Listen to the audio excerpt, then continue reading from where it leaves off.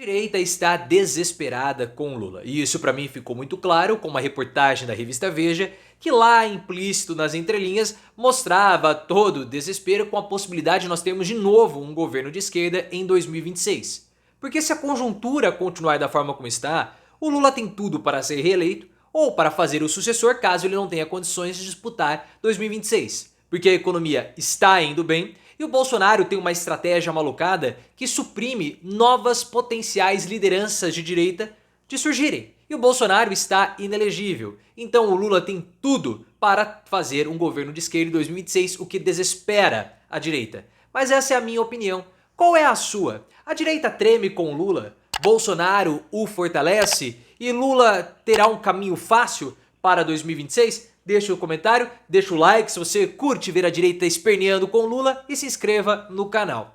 Esse receio todo da direita, pessoal, ele surge porque o Lula silenciou todos esses críticos da direita. Porque, contrariando todas as previsões, o Lula fez um ótimo ano de 2023. Porque o salário aumentou, o valor da Selic caiu, e depois de tudo isso, nós tivemos uma redução da taxa de inflação, além de nós termos o aumento da taxa de emprego. E muito falaram, muito foi dito, né, que o Lula seria um refém do Centrão, o que não aconteceu. O Lula conseguiu fazer uma aliança de conveniência com o Arthur Lira, trouxe o Pacheco para o lado dele, o país caminhou, não tivemos inflação, houve um bom desempenho econômico, o Fernando Haddad e a Simone Tebet tem algo histórico, que é um relacionamento muito fino do Ministério da Fazenda com o Ministério do Planejamento. Muita gente falou que isso daria problema, aqui no canal nós falamos que não daria.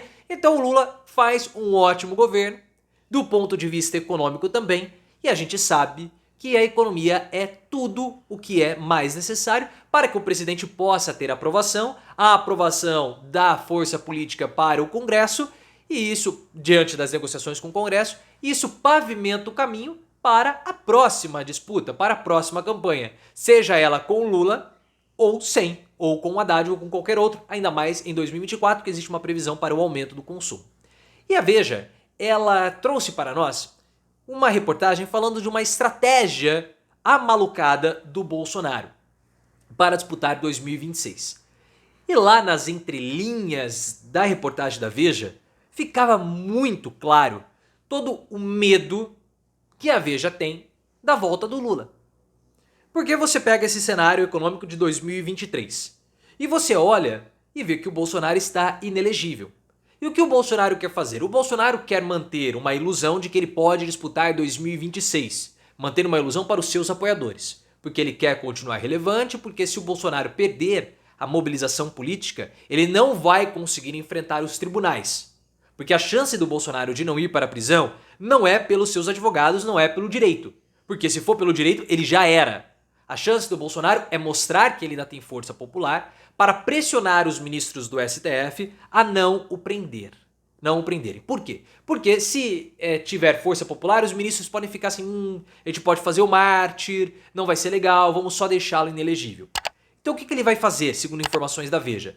Ele vai ficar interpelando recursos junto ao STF para fazer uma candidatura sub judice, para poder participar de debate, aparecer na televisão, mesmo que no final a candidatura dele não saia do papel. O efeito colateral dessa estratégia é que a direita vai continuar orbitando ao redor de Bolsonaro, evitando assim o surgimento de novas lideranças. O Bolsonaro vai suprimir novas lideranças.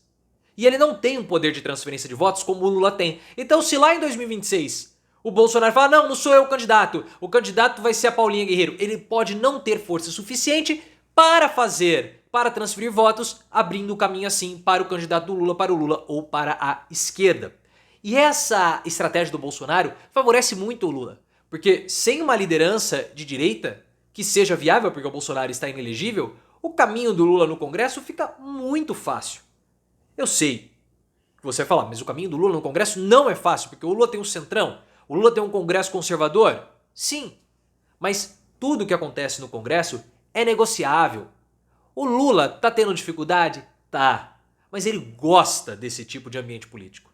Ele gosta de puxar o Arthur Lira, conversar com o Lira. Ele gosta de mandar recados para o Costa Neto nos bastidores. Ele gosta de fazer isso. E por isso que o governo está tendo êxito. Seria mais difícil se houvesse uma oposição bolsonarista, uma liderança, um opositor gritando contra o Lula no Congresso? Sim, mas isso não existe. Enquanto mais Bolsonaro ficar monopolizando as atenções da direita, menos novas lideranças vão surgir. E o Lula, macaco velho que é, experientaço na política, sabe disso. E quem ele antagoniza como sendo seu adversário político? O Bolsonaro, porque o Bolsonaro está inelegível, o Lula não quer dar poder de oposição a alguém que tem cargo, a alguém que tem mandato, então ele vai e faz o Bolsonaro perfeitamente uma estratégia exemplar do Lula em termos políticos. Claro que tudo isso, como nós falamos, desperta um medo na Veja, porque a Veja é uma publicação de direita, tem um editorial de direita, faz críticas ao Lula, fazia bem mais no passado, claro, vamos ser justos, mas ainda faz as suas críticas. Tem outros tipos de preferência? Tem. Óbvio que tem. Se o governo Lula não fosse um governo mais à esquerda, se o governo Lula fosse um governo neoliberal, ela apoiaria e elogiaria o governo Lula. Ah, por que ela criticou o governo Bolsonaro se o governo Bolsonaro era um governo neoliberal? A Veja tinha certas proteções com o Paulo Guedes, criticava o Bolsonaro, porque o caos institucional que o Bolsonaro propagava ou criava era muito ruim para as relações do mercado. Tá? Mas se você for perguntar para a revista Veja ou para qualquer outro comentarista de direita ou liberal ou até mesmo neoliberal, o que eles vão falar é que o Lula teve sorte. Porque há uma dificuldade imensa de admitir que as políticas públicas e a visão econômica do Lula trazem dividendos, trazem benefícios sociais, fazem bem ao país. Porque se você for pegar todos os meses que Lula ocupou, ou todos os anos que Lula ocupou a presidência, ele sempre teve êxito econômico. Econômico. Se você for pegar no geral, o saldo é muito mais positivo. Lula 1 foi bom, Lula 2 foi bom e Lula 3 está indo bem. Só que para um neoliberal como a revista Veja admitir que o Lula vai bem, o que acontece? Você acaba admitindo que a sua própria ideologia econômica é uma ideologia errada, é uma ideologia que não serve para todos, mas apenas para uma pequena parcela.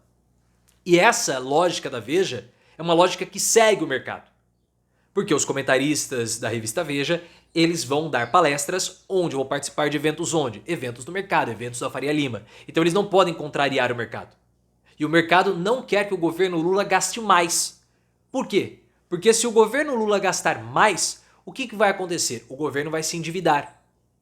E ao se endividar, os títulos que foram emitidos pelo governo sobre os juros da dívida, ou os títulos da dívida brasileira, são desvalorizados.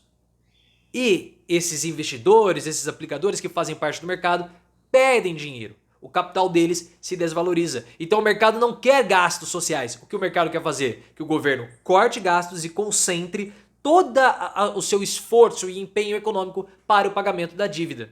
Porque assim os preços se mantêm iguais ou até se valorizam os preços desses títulos. E isso é muito interessante porque o Rodrigo Pacheco, que é um aliado do Lula, é o favorito do Lula para ser o seu candidato a disputar o governo de Minas Gerais em 2026, que ele é o presidente do Senado, ele está negociando com o Haddad para não devolver para o governo a medida provisória que reonerou a folha de pagamento de alguns segmentos.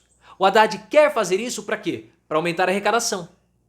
Só que o Congresso já tinha derrubado os vetos do Lula a respeito dessa desoneração. Então o que aconteceu? Foi emitida uma MP. Essa MP faz com que a reoneração seja feita imediatamente. O Congresso quer devolver para o governo. O Pacheco quer encontrar uma saída. E o que ele sugeriu para o Haddad? Cortar gastos, ao invés de ter a medida provisória.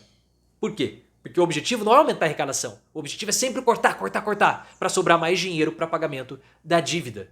O Pacheco, apesar dele ser um aliado do Lula, ele é de centro-direita, ele é do PSD, segue a lógica do mercado. E é sempre isso. Por isso que, mesmo o Lula tendo bom êxito, bom desempenho econômico, eles nunca vão admitir isso. Eles vão continuar esperneando, vão continuar desesperados, porque se continuar assim, Lula vai ser novamente o presidente ou vai fazer o seu sucessor.